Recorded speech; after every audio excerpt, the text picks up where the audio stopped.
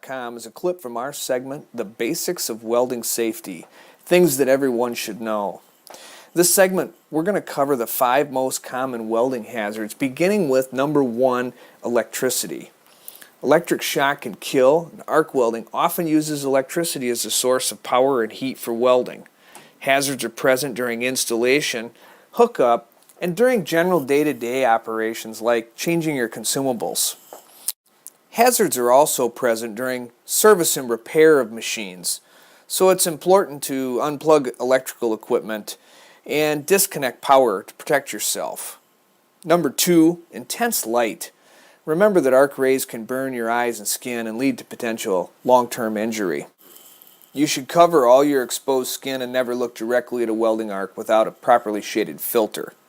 Number 3, sparks, spatter, and fumes can cause fire, burns, and breathing issues. So clear the weld zone and avoid breathing any fumes directly.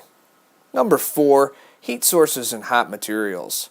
High temperatures can cause severe burns and fire.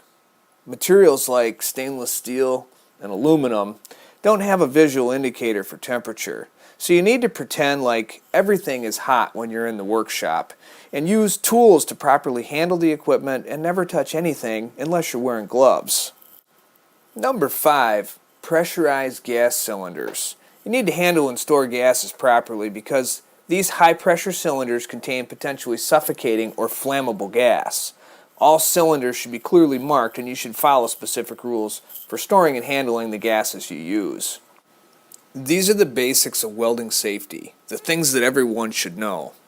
As a reminder, the most relevant information can be found in your owner's manual and referenced in ANSI Z49.1.